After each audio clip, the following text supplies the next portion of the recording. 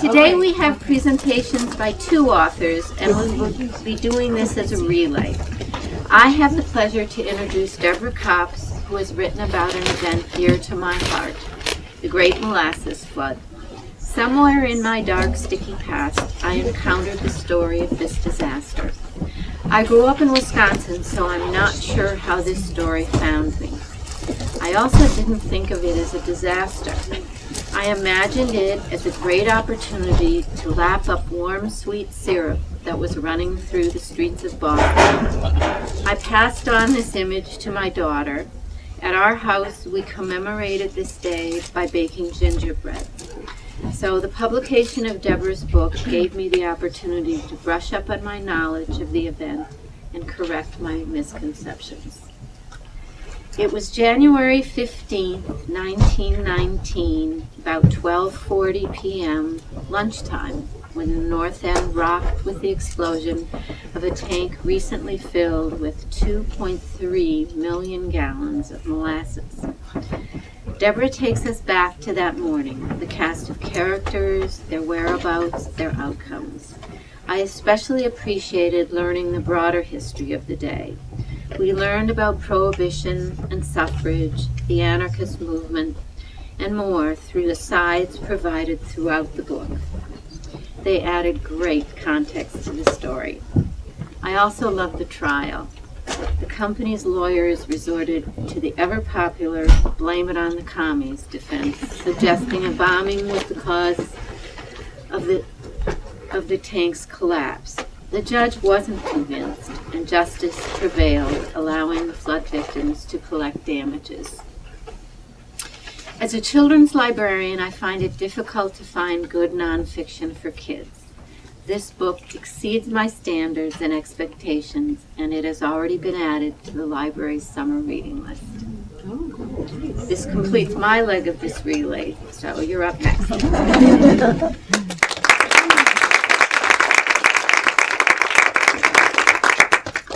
Thank you, Dana, for that lovely introduction. And Heather and I thank the Concord Bookshop for having us.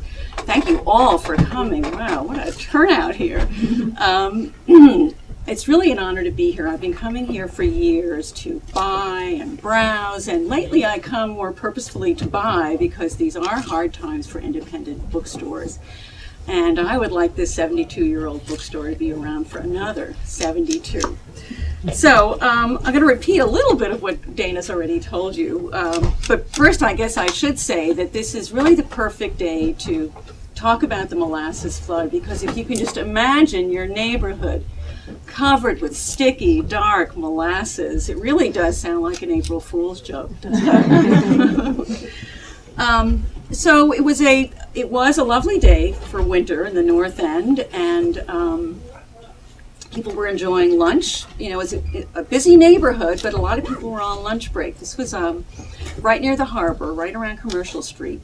A huge tank holding more than 2 million gallons of molasses burst open, unleashing a really destructive wave. It knocked homes off their foundations, and businesses, and even city buildings.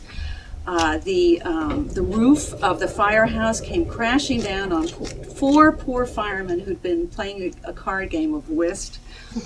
It also sent somebody's home and a piece of the tank crashing into the supporting columns of the L. You know, there used to be, now if you go downtown in Boston, you don't see elevated trains, but there, at the time, there was a train that ran right overhead over busy Commercial Street, and when the 2 columns bent, 2 trains almost went over, heading from South Station to North Station. In the end, 21 people died.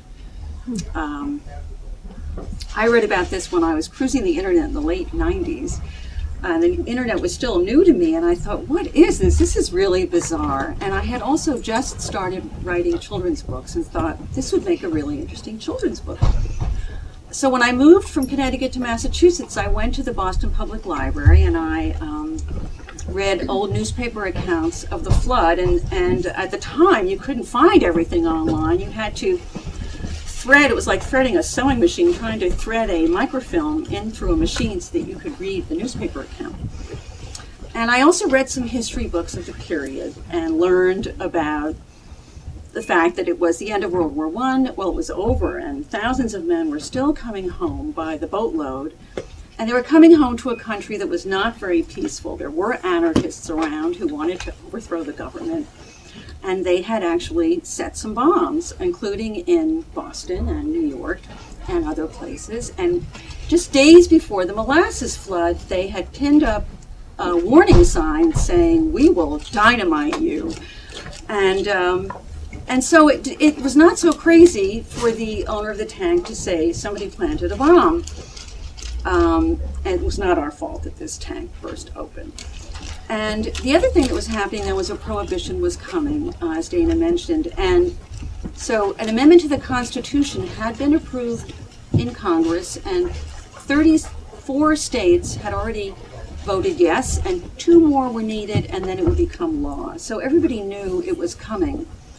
And the owner of the molasses tank, I'm sure, was very worried because they were in a hurry to convert the molasses into an alcohol that could be made into rum. They had been making it into a different kind of alcohol that was made into ammunition, but that was no longer needed because the war was over. So I had 2 pieces of the puzzle, and I needed a big third. I knew about the event, I knew the details, and I knew about the historic period, but what I didn't have were people's stories, and I really wasn't sure how I was going to find them. And then out came a book for adults, Dark Tide by Stephen Palaio, and he mentioned this wonderful source of information. There were hearings, court hearings, that went on for 3 years after the flood, and the transcript of those hearings, 25,000 pages long, was housed in a law library, a private law library. So I went up to the law library in the John Adams Courthouse and looked over all 25,000 pages, and there I met a whole bunch of characters. I met Antonio DeStasio, who was 9 years old and liked to lick molasses. He would take a stick, he and his sister and their friends, and put it right up against the leaks and then lick the sticks because it was sweet, the molasses. I met Martin Clafferty, who owned a bar with a perfect name for journalists. He used to come. It was called a Pen and Pencil. And he lived with his mother and sister in a row house near the tank. And I also met Elizabeth O'Brien, who was doing her wash at the time. She was 76 years old. And so now I'm going to read to you about what happened to some of these characters. Martin Clafferty, the owner of the Pen and Pencil, was in bed, rubbing the sleep from his eyes. He went to bed really late because he owned a bar. His sister Teresa had just awakened him and was still in his bedroom. Suddenly, she let out a scream. "Something terrible has happened to the molasses tank," she cried. Martin shoved the curtains aside and saw a murky liquid swirling outside. He gave his sister a hug and said, "Stay here." Before he could investigate the situation, he heard his mother shriek in the kitchen. A moment later, Martin went sailing through the air. A wave of molasses had lifted the Clafferty's house right off its foundation and pushed it across Commercial Street toward the elevated train. The house smashed against the columns supporting the tracks. The next thing Martin knew, he was in a dark sea surrounded by pieces of his house. And he could not stand up. He was facing the ocean. Had he fallen in, he wondered? Clafferty managed to get his nose out of the goo and took some deep breaths. Something was floating on the surface, something he could use for a raft. He tried to swim toward it, but the dark sea was too thick, and he couldn't move. Luckily, a wave pushed the raft right in his direction. It was a bed, and Clafferty, who was still in his pajamas, climbed on top. He looked around. His neighborhood had suddenly become a strange world. Sticking up out of the heavy liquid was a limp hand. Could it be his sister? As he pulled the body up on the raft, he saw it really was Teresa, and thank goodness she was alive. At the train yard. Antonio DeStasio was still in the train yard with his sister Maria and their friends when the molasses tank gave an ear-splitting rumble and ripped open. A sea of molasses quickly surrounded them. Antonio ran for his life, but he was no match for the tide. It dragged him along, shoving him into a curb. Ouch! The curb knocked out 2 of his teeth. Then a piece of steel from the tank, which was floating in the current, hit him and cut his head. The molasses pushed him farther and farther from home toward the harbor. Where was Maria? Who would save him? Antonio had never been so frightened in his life. John Flynn, the cooper, had just stepped onto the platform of number 3 freight house when he heard the molasses tank about 100 feet away, bursting apart. He turned around to see what the noise was. Suddenly, everything seemed to be moving toward him. Automobiles, horses, and wagons, and train cars. A truck hurled through the freight shed ahead of Flynn and pushed open the doors at the back. Flynn sailed through the doors and felt the ice-cold water of the Charles River on his back. He had landed in the harbor. One of his legs soon became tangled in a bale of scrap and dragged him under the water. Grabbing hold of a floating oil barrel, Flynn pulled himself to the surface. He managed to untangle his leg and swam around the wreckage, looking for a safe place to rest. A big bale of cotton floated by. "Get up on the bale! Get up on the bale!" someone shouted. Flynn looked up. It was one of his lunch buddies. 4 of them had climbed onto the roof of number 3 freight house to escape the molasses. Flynn wished he was on that roof. He tried to pull himself on top of the bale, but it was too big. How long could he possibly survive in the water in the middle of the winter? Mrs. O'Brien loses more than her wash. Mrs. O'Brien was doing her wash in a back room of the building in which she and her sister lived. At 12:40, she was still at her wash tub when she heard a loud noise. A heavy team of horses must have backed up and hit the building, she thought, and then she lost consciousness. When she came to, she was soaking wet and lying underneath the wash tub, which had fallen on her. Mrs. O'Brien stood up and opened the door that connected the back room to the rest of the apartment. Her sister would certainly be amazed at this bizarre accident and would surely give Mrs. O'Brien a bit of sympathy, which Mrs. O'Brien needed right then. But her sister wasn't there, and neither was the rest of their apartment. The front of the building had completely collapsed. What happened to her sister? And what on earth could have destroyed their home? Mrs. O'Brien didn't know what to do. Although she didn't realize it, a wave of molasses had moved her building all the way to the North End Park.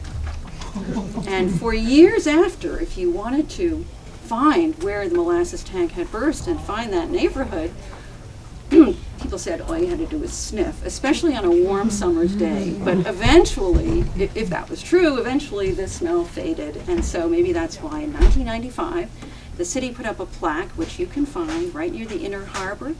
On one side is a bocce court, and the other side is Lango Park.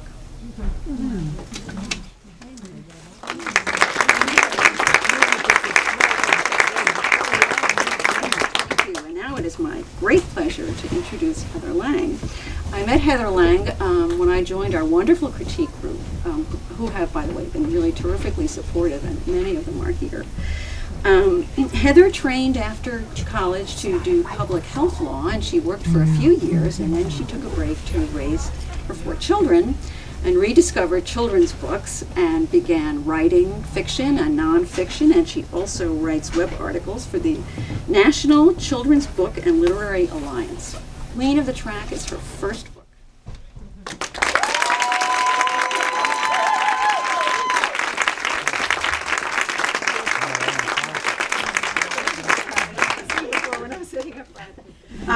Thank you so much, Deborah, for sharing this special day with me. When I first started writing for children about 10 years ago, I never imagined that publishing a book would be such a challenging and satisfying adventure. A big thank you to those of you here who supported me on my journey by giving me feedback on my manuscripts and the countless revisions, and by helping me with marketing, building my website, designing beautiful bookmarks. Making a book is truly a collaborative process, and I'm very grateful to all of you. And I also and I'm especially fortunate to have had Floyd Cooper illustrate this book. He's really such a talented and amazing artist. The idea for Queen of the Track first came about in 2008. I had decided to give nonfiction writing a try, and I went in search of a sports heroine. I'd always loved sports as a child and looked up to many female athletes. So I went digging. I spent a lot of time at bookstores like this and libraries and on the internet looking for someone to write about. And when I read about the first African-American woman to win an Olympic gold medal, I was shocked. I'd never heard of her before. How is that possible? How many of you have heard of Alice Coachman before this book. Had anyone heard of her? No, that just doesn't seem possible. So, well, hers is a story of guts and determination and never giving up on a dream. And it was a story I knew I had to tell. So I thought I'd give you a little bit of background on Alice and then read from the book. Alice Coachman was born to run and jump. She had such a talent, but being an athlete seemed like an impossible dream for an African American girl born in 1922 in Albany, Georgia. The South was segregated at that time, and most white people wouldn't even shake hands with a black person. And African Americans were banned from public places like gyms and parks and tracks. And they were excluded from organized sports. Alice also grew up very poor. She didn't have any shoes to run in. And at that time, girls were expected to act like little ladies. So running and jumping was definitely not considered ladylike, and her father punished her severely for running and jumping. But none of this stopped Alice. She ran barefoot on dirt roads. She tied together sticks and rags and made her own jumps. And when she was done with her chores, she'd sneak off and play sports with the boys. She almost always beat them. And then when she came home, she'd put up with whatever punishment her father had for her, unfortunately. The Tuskegee Institute, the coaches at the Tuskegee Institute, which was an all-black high school and college, eventually discovered Alice's talent, and they brought her over there on a working scholarship. She competed for both the basketball team and the track and field team. She was an excellent basketball player and a phenomenal sprinter, but she was really unbeatable at the high jump. And she was ready to show the world what she could do in 1940 at the Olympics. But unfortunately, the games were canceled because of World War II. She was ready again in 1944, but the war was still going on and the games were canceled once again. So sadly, in 1946, she graduated from the Tuskegee Institute and went back home to Albany. She got a job, took care of her mom, who needed some support, but she continued to train alone on the dirt roads there, running and jumping in the same roads that she ran and jumped as a child. And finally, in 1948, she had her chance. She qualified to high jump at the Olympics in London. So I thought I would read to you about her Olympic experience from the book. I'll come sit down here so you guys can see the beautiful pictures.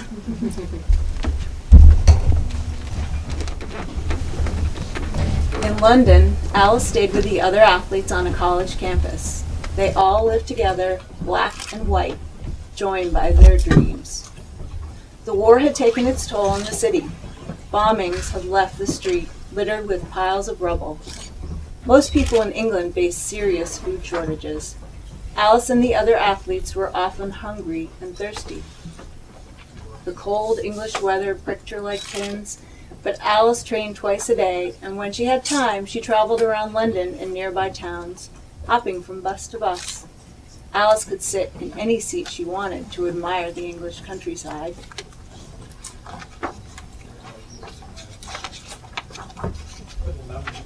Despite the hardships that people faced in London, the Olympic opening ceremonies were spectacular. Alice marched with the other athletes into Wembly Stadium to the applause of 85,000 spectators. The King of England proclaimed the Olympic Games open, and thousands of pigeons took flight in the stadium. Alice had never seen so many birds soaring in the sky.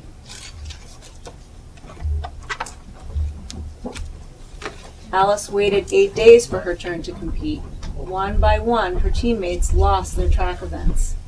With each loss, Alice became more determined. Whoever beats me better set a record, she thought. Alice was America's last hope for a gold medal in women's track and field. Her toughest competition was Dorothy Tyler from Great Britain. Inch by inch, they battled it out. 5 feet 3 2/5 inches. 5 feet 4.5 inches. The sand in the landing pit was thinning out, and the landings were tough on Alice's back. 5 feet 5 3/4 inches. Even though it was getting late and all the other competitions were over, the King and Queen of England and thousands of spectators stayed to watch. At 5 feet 6 1/8 inches, the bar was as tall as Alice. She'd never jumped that high in a competition before. Alice focused on the jump. She sprinted, pumping her arms. She pushed off and flew up, soaring over the bar. Her leap set a new Olympic record. Dorothy jumped and missed. But a jumper gets 3 tries to clear each height, and Dorothy cleared the bar on her second attempt. The officials raised the bar to 5 feet 7 inches. Alice jumped and missed. Dorothy missed too. After 3 attempts, neither athlete cleared the bar. Alice wasn't sure what would happen next. There were no ties in the high jump at the Olympics. Then she saw her name on the board. 1, Coachman, United States. Alice won because she had made the record-breaking jump on her first try. On August 7th, 1948, Alice Coachman from Albany, Georgia, became the first African-American woman to win an Olympic gold medal. As thousands cheered, she stepped onto the podium. She had achieved her dream, a dream that started with a little girl running and jumping barefoot in the fields of Georgia. The King of England presented her with the gold medal. "I'm very proud of you," he said. "Congratulations." Then King George VI shook Alice's hand.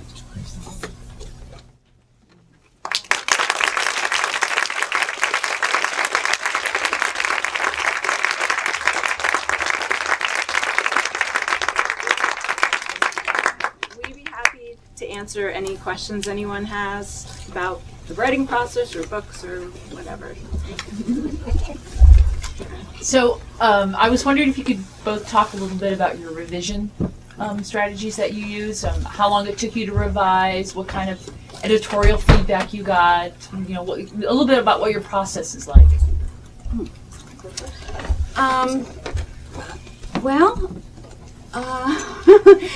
It's hard to remember, but at one point, I do remember that my editor said, gee, I was hoping we'd be farther along than this, but it just occurred to me that you really ought to, it was a really interesting observation that hit her kind of the second time around. She said, you're telling the whole thing in the same voice, and so we don't get enough sense of drama. And she was right. So that, there had to be more dramatic language when people were actually experiencing the flood.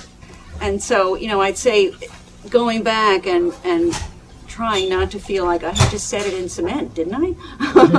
and doing it again, it was at first difficult, but I knew exactly what she meant, and I thought it was a good observation.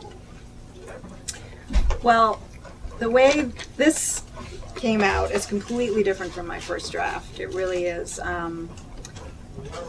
It had a lot more dialogue in it, and it was somewhat fictionalized, and we decided to go really for straight nonfiction. So everything had to be factual, and there were many stages of revision, really. I mean, it's hard to know when you're done, when you write these books, but I had a lot of input from my critique group, and before it even went to an editor, it had gone through many, many stages of revision. And even up until, a couple weeks before it went to the printer, we were talking about a different title. So it is just a work in progress until it goes to the printer, as far as I'm concerned. Susan. When we first were introducing the book and you asked for show of hands of anyone who had ever heard of Alice Coachman, and none of us had, it just made me think that so often their biographies are written again and again about the same people, and that often you're discouraged from writing about someone new, about someone that nobody's heard of. And I was just wondering whether that was ever an issue in choosing this particular person, or do you just kind of hit on the right combination with the Olympic winner and the first African American, or whether that was ever a discussion? I think it's true that a lot of people you do see a lot of biographies about the same people, and often it's because they're curriculum tie-ins. But for me, I wanted to do something brand new, and certainly when I was looking at different female athletes, I looked to see what was already out there, and if there's already something out there that I thought was really good, then I didn't go there. And her story just really struck, and as soon as I started reading about her, I was really struck by her. And it wasn't because of the Olympic tie-in. As you all know, the Olympics are going to be in London again and this summer, and it's the first time since 1948 that they've been there. So there's definitely that marketing tie-in. But I actually didn't know that when I picked her and I started researching. It was 2008, and it took me a while to figure that out. And then it was one of those happy surprises, that really nailed it. I think it did help sell it. That there was that marketing tie-in. Yeah. So.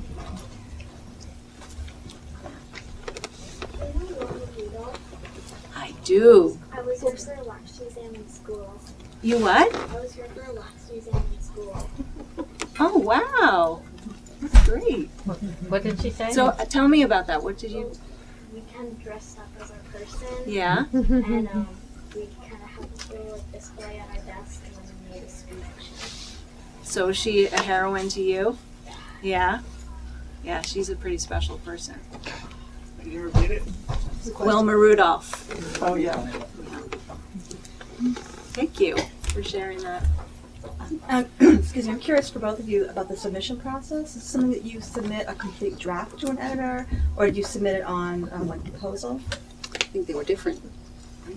Yeah, for me it was for picture books you send the complete manuscript. And my book has back matter, which I also sent with it. It has some back matter more about Alice Coachman after the Olympics, and also information about the 1948 Olympics. So I sent all that, and yeah. And mine was a proposal and a couple of sample chapters, I think. Thank you.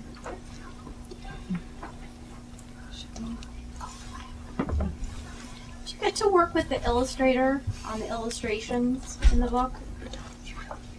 I sent him some research information that I had. I had some photographs of her that I sent to him. But really, it's up to him. He gets the manuscript and then he lays it out. And I think generally that this is the way it works. Although I do think in some cases the writer does have some impact in the illustrations, but I saw the illustrations when they were completed, and then I had some feedback which was purely factual because he's obviously an incredible illustrator, so there were a couple of factual things that had to be fixed, but otherwise, no. Doesn't he have a really unusual technique? He does. He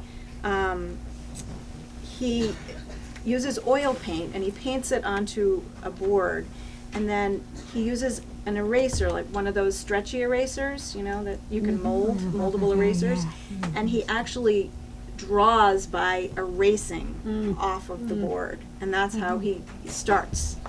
And then obviously he has to add color and things later, but it's really, I've seen him do it actually at a school visit, and it's amazing just to watch him. He's so talented. Deborah, where did you find all these photographs that are in this book? A lot of them, I'd say a good half or more, are at the Boston Public Library. And so they were on their website. And then there's also the Bostonian Society, which is the historical society for Boston. They have a bunch also. But then the little ones that are really for decoration, you'll see in chapter openings and things like that there are some for decoration, sidebars. Those are from the Library of Congress. There are loads and loads, really a treasure trove there. Did you get them for free, or were you able to use them? I got them for free from the Boston Public Library and Library of Congress, but the Bostonian Society charges a bundle. Not surprised. Yeah, but that's an interesting question, because I was just wondering, when you submitted it, you submitted it as a proposal, but how did you decide did you work with the editor to decide on the photographs, or when the proposal was accepted, did you then have to put together the complete book and select all the photographs when Yeah, you submit? well, they needed reassurance that there were indeed photos, because otherwise that would have been tough to Yeah. do, and that there were enough. So I went looking before I got a contract, yeah. So did you lay the whole thing out, or did No. you work with an artist? No, I didn't lay it out at all. I just made sure that there were enough. And actually, the production director, I think that's her title, designed the book. She laid it out and designed it, and she did a beautiful job, I think. So it wasn't an outside illustrator, it was... No, it was someone in the at Charlesbridge, right.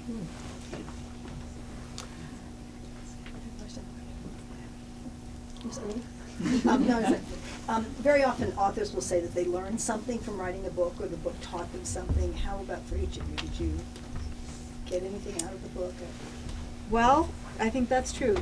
Well, I learned a lot writing this book, but I think what really struck me by her story is that she just never gave up on her dream.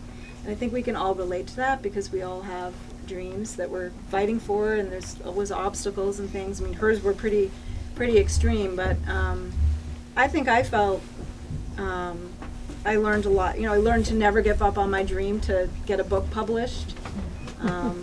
So yeah, I would say that's what I...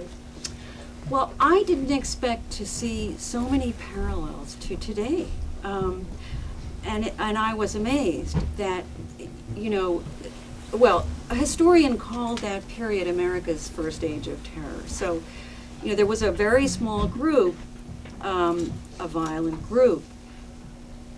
And in Boston, many of the people who were in that group were either Italian or Italian American. So as you can imagine, there was a lot of prejudice against Italian and Italian Americans. Just as today, you know, people are sometimes very cautious around somebody they think might be Muslim. So I was not prepared for that, and I was very surprised, you know, in addition to all the history I learned. I think now we should, Yeah. I think we should wrap it up. All right, you can... I don't know why you have your hand raised. That's my son in the back. But go ahead. So it obviously requires a lot of persistence and determination to write a book, and it's a long time coming. I was wondering if there were any points where either of you kind of felt discouraged in your writing, and also what did you go back to? Did you have like a rock when that point came to like get you through it? Well, there's definitely... When you submit manuscripts in this business, there's a lot of rejection, and it is very discouraging. You know, you think you've got something great, you send it out, and it gets rejected. It is very discouraging. And I think for me, it was sort of the community of writers that I'm a part of really bolstered me and helped, you know, made me feel more confident about my writing, and then the fact that I just also love to write, so it's not something I was prepared to give up. That also kept me going. How long did it take you from the time you submitted to the time today that the book came out or was published? Years in my case, because what happened was the economy tanked, and so publishers started lengthening the production process, because it was either that or cancel some contracts. And so it was quite a few years. Well, I started working on this book in 2008, and it was almost 2 years until I sold it. And then, because it's illustrated, it takes a lot longer to put together, because they have to get an artist. But they did actually rush it so that it would come out in time for the Olympics. So it was really 4 years from when I started and up to today. But that's, I think, I have many manuscripts that I've been sending out for years, and I still haven't sold them. So I think this was a quick turnaround. I think there are kids who want to move around. So thank you so much.